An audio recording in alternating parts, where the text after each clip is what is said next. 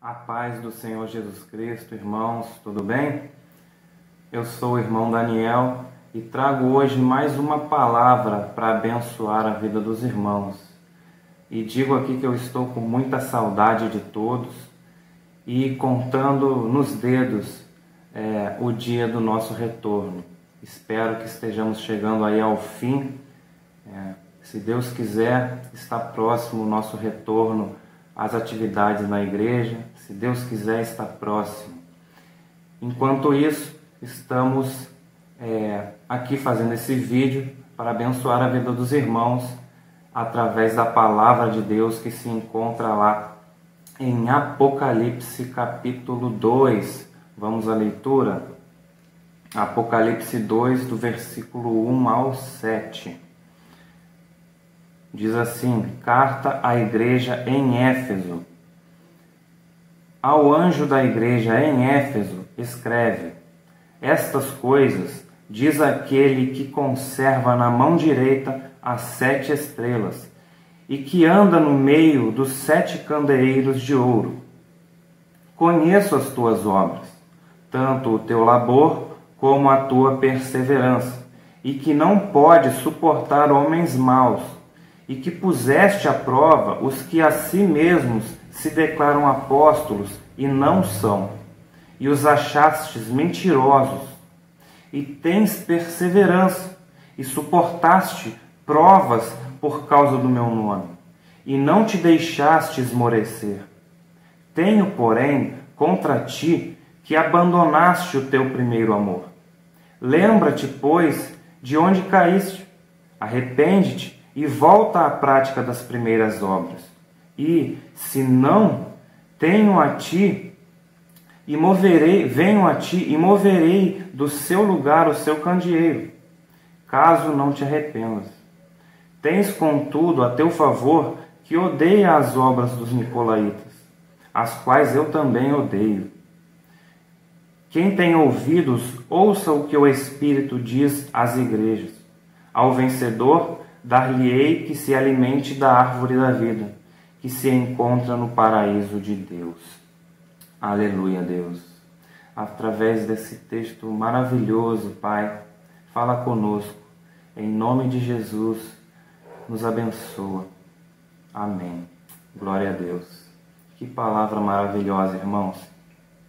A carta que Jesus endereçou à igreja de Éfeso, mas que também todas essas cartas que são endereçadas especificamente para uma igreja, elas também foram escritas para que todas as igrejas, aquelas 7 igrejas, também lessem as cartas das outras igrejas. Eram cartas que servem para as igrejas universais, né? Nós vemos isso pelo versículo 7, né? No final de cada carta fala o que o Espírito Santo diz às igrejas. O que foi escrito para Éfeso foi algo específico para eles, mas também que todas as igrejas deveriam observar também para si, e que nós hoje precisamos observar também, né? Todas ali as boas obras que aquelas igrejas praticaram ficaram para nós hoje como um exemplo. Assim também como as advertências que Jesus fez àquelas igrejas são para nós hoje e para todas aquelas igrejas naquele tempo advertências também para si.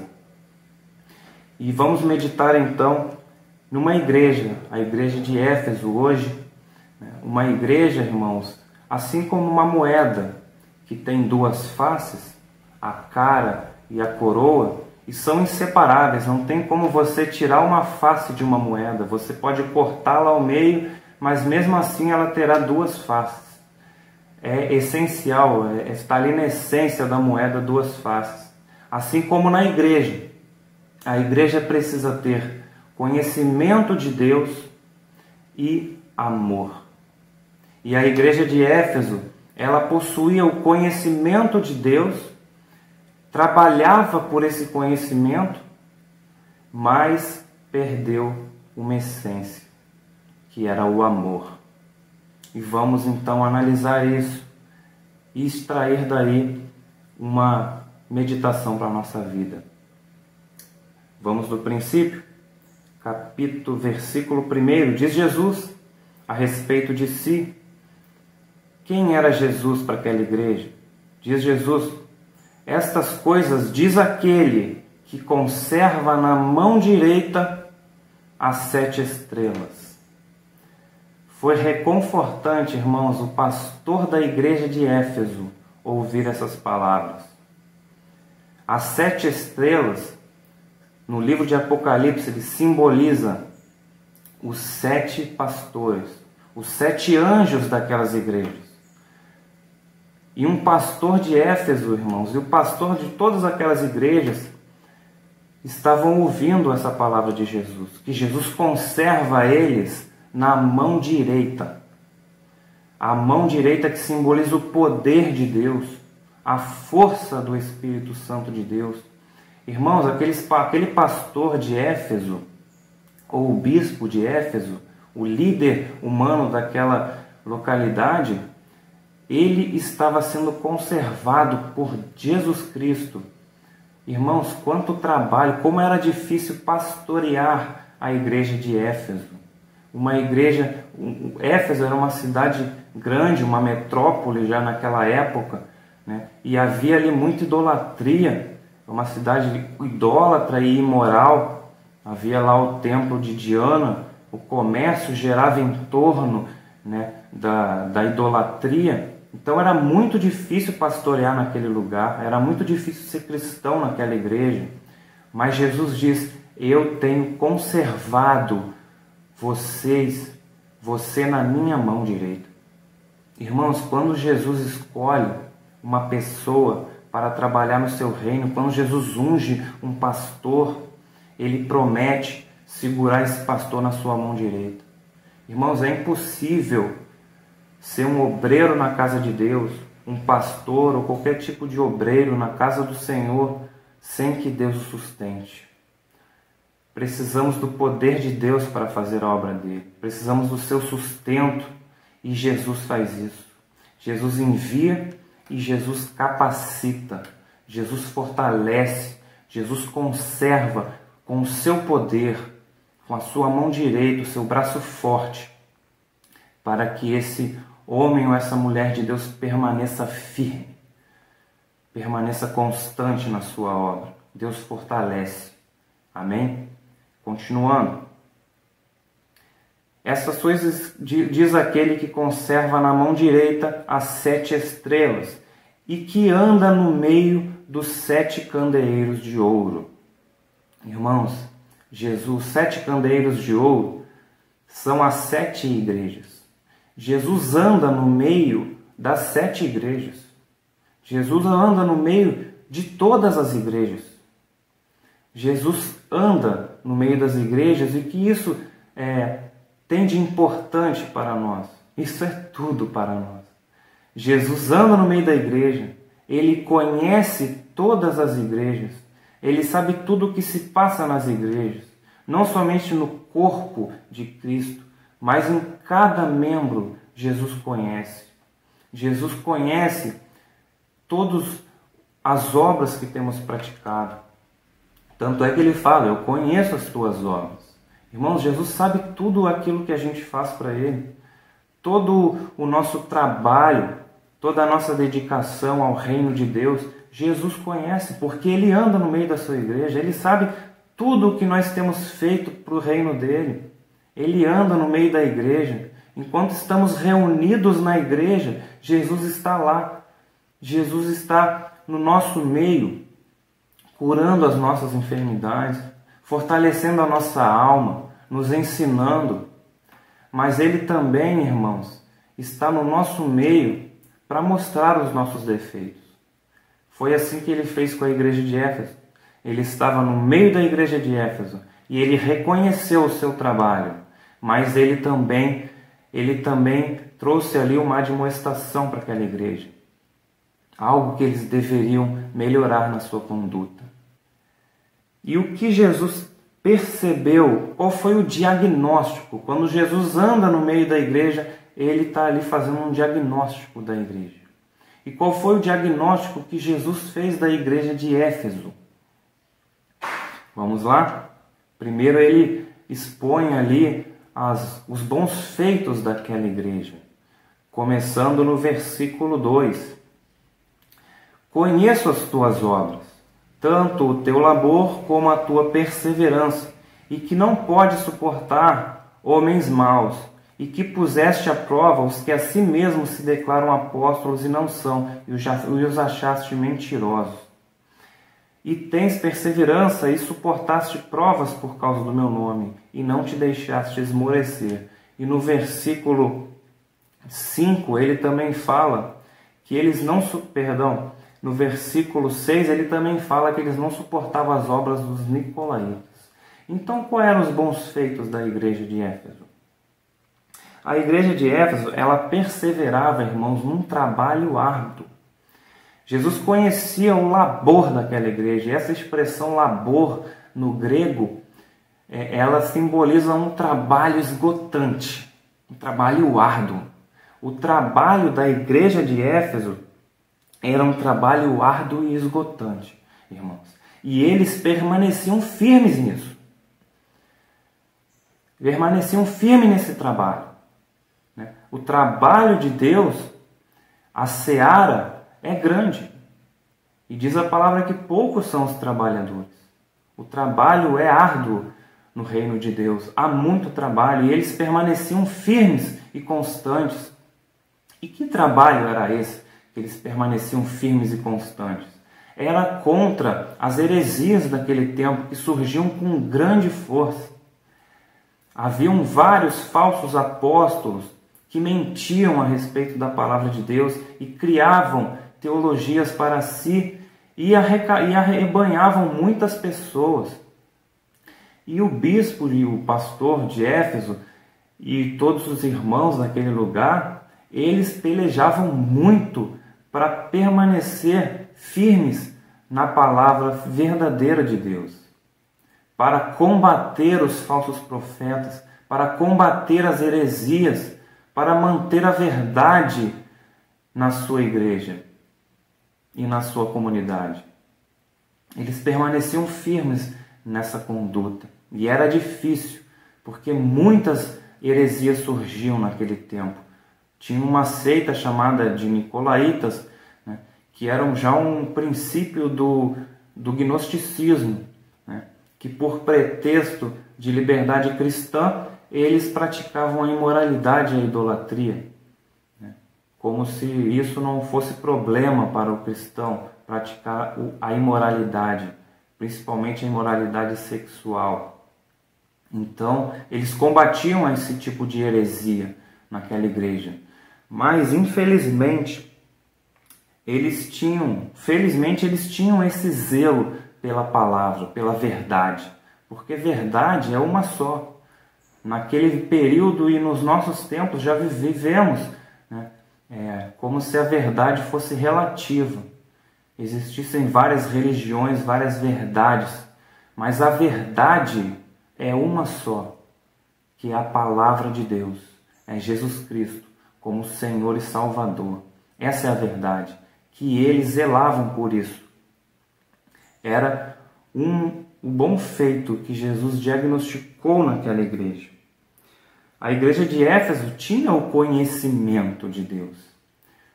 Também, né, irmãos, foram pastoreados ali, ensinados 3 anos por Paulo. Paulo permaneceu 3 anos ali em Éfeso. Éfeso foi pastoreado por Timóteo. Também teve ali a presença de Apolo, a presença de João, o apóstolo João. Então eles tinham um vasto conhecimento da palavra dos apóstolos, da palavra de Deus. E isso é muito bom. É importantíssimo a igreja conhecer a Deus. Porque o primeiro mandamento diz o quê? O maior mandamento: amar a Deus de toda a nossa alma, de todo o nosso coração e de todo o nosso entendimento. Esse é o maior mandamento: amar com entendimento. O amor e o entendimento, o conhecimento de Deus são inseparáveis. Mas aquela igreja tinha o conhecimento, irmãos, mas perdeu o amor. Por isso que Jesus fala para eles, versículo 4, tenho, porém, contra ti que abandonaste o primeiro amor. Esse foi o diagnóstico que Jesus queria corrigir daquela igreja. Vocês perderam o primeiro amor. Irmãos, como pode uma igreja, é possível uma igreja, um cristão, trabalhar tanto no reino de Deus, ser tão ativo na igreja, conhecer tanto a Deus e não amá-lo? Não possuir o primeiro amor? É possível isso? É possível. E a igreja de Éfeso é um grande exemplo disso. É um exemplo para nós de uma igreja ativa, uma igreja que trabalhava arduamente, mas que perdeu o primeiro amor. E o que é o primeiro amor? O primeiro amor, irmãos, é o entusiasmo pelas coisas de Deus. É aquele desejo profundo de ter intimidade com Deus, de buscar a Deus, de conhecer a Deus, a alegria de servir a Deus, a alegria de cultuar a Deus, a alegria de ler a sua palavra, a alegria de dobrar os joelhos todos os dias e ter comunhão com Deus todos os dias. Isso é o primeiro amor. É a alegria de ir à casa de Deus, irmãos. É a alegria e o entusiasmo de servir a Deus. Isso é o primeiro amor. E algo que a igreja de Éfeso tinha perdido. O primeiro amor, irmãos, é ter Jesus como prioridade na sua vida. Isso é o primeiro amor. É buscar a Deus em primeiro lugar. Isso é o primeiro amor. E algo que a gente não pode perder. Essa essência a gente não pode perder. Deixar de amar a Deus em primeiro lugar e amar ao próximo como a nós mesmos. É algo que a igreja não pode perder. Irmãos, é possível um pregador perder o primeiro amor? É possível. É possível um professor perder o primeiro amor? É possível. É possível ele estar ali pregando ou ensinando a palavra de Deus, mas não ter mais a satisfação e o prazer de fazer ali o seu esboço, ou a sua pregação, ou a sua aula. É possível a pessoa que louva ali na casa do Senhor perder o primeiro amor? É possível. É possível estar ali louvando, mas sem entusiasmo. É possível uma pessoa que tem qualquer outro tipo de função na igreja, ou qualquer cristão, perder o seu entusiasmo na sua intimidade com Deus? É possível. É possível. A igreja de Éfeso virou como se fosse um ativista religioso, estava ali fazendo a obra de Deus, mas não tinha mais satisfação. Perdeu o primeiro amor, perdeu o entusiasmo, a alegria. E quando isso acontece, irmãos, as coisas de Deus viram uma rotina, uma obrigação, apenas mais um trabalho a ser feito, apenas mais boas obras a serem feitas, como se o cristão virasse ali um defensor de boas obras, né? Como se fosse um ativista, né? De uma boa causa, um defensor de uma boa causa. Mas nós devemos, irmãos, amar de todo o nosso coração as coisas de Deus. Foi o que também aconteceu com o povo que regressou do exílio. Lembram que Ageu, ele trouxe uma palavra de Deus para aquele povo, que não estava priorizando as coisas de Deus. Aquele povo já não tinha mais satisfação em cultuar a Deus, tanto é que abandonaram a reconstrução do templo, deixaram o templo de lado e começaram a construir casas de luxo para si. E muitos têm abandonado as coisas de Deus, deixado de lado, não abandonado completamente, mas deixado de lado, deixado de priorizar as coisas de Deus para priorizar as suas próprias coisas, os entretenimentos, o seu trabalho pessoal, em detrimento das coisas de Deus. Isso é abandonar o primeiro amor. Precisamos voltar, irmãos, a ter entusiasmo e alegria pelas coisas de Deus. O fogo do Espírito Santo não pode apagar, irmãos. E a mesma profecia que Jesus trouxe lá para Ageu, falando para eles olharem para o seu passado, perceberem o que fez com que eles deixassem de reconstruir o templo. Jesus fala aqui também para Éfeso, olha o que Jesus fala. Lembra-te, pois, onde caístes. Ou seja, olha para o passado. O que levou vocês a estarem nessa situação? Por que vocês perderam o primeiro amor? O que levou vocês a perderem o primeiro amor? O que levou essa igreja a perder o entusiasmo? É uma profecia de Jesus Cristo que diz, com o aumento da iniquidade, o amor de quase todos se esfriaria. Está escrito lá no Evangelho. O amor de quase todos se esfriaria. Irmãos, a iniquidade em Éfeso aumentava muito. Era uma igreja, uma cidade imoral. E nos nossos dias a iniquidade tem aumentado, irmãos, e o amor de muitos tem se esfriado. Que nós, irmãos, não venhamos a ser esse quase todos que se esfriaram. Venhamos a ser esses poucos ainda que têm amor pelas coisas de Deus. E se há alguém que perdeu o primeiro amor, lembra, considera o seu passado. O que fez com que perdesse o primeiro amor? Primeiro faça isso, lembra? E depois, Jesus fala, arrepende-te. Porque não adianta um pensar e achar o que foi que fez com que perdesse o primeiro amor. Mas precisa se arrepender. Arrependimento, ele é diferente de remorso.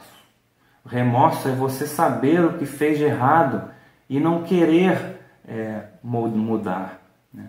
Ter ali uma tristeza pelo pecado, mas não mudar de postura. Precisamos nos arrepender. Diagnosticar aonde fez com que caíssemos e nos arrepender.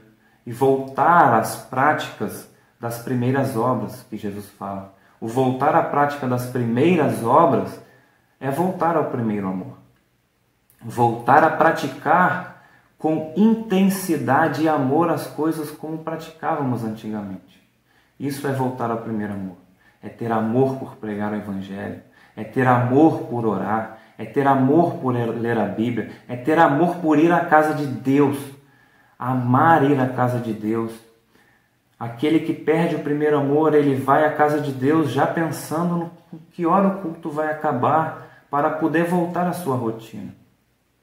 Irmãos, precisamos amar em ir à casa do Senhor, em cultuá-lo, em ter comunhão com nossos irmãos. Então é o diagnóstico que Jesus tinha para aquela igreja. Diagnóstico de uma igreja que conhecia muito a Deus, que perseverava na doutrina, que perseverava no trabalho, mas uma igreja que havia perdido o primeiro amor. Então que nós venhamos a ser uma igreja que trabalha, que conhece a Deus e que o ama acima de todas as coisas. Amém, irmãos? Que Deus os abençoe. Em nome de Jesus Cristo. Amém.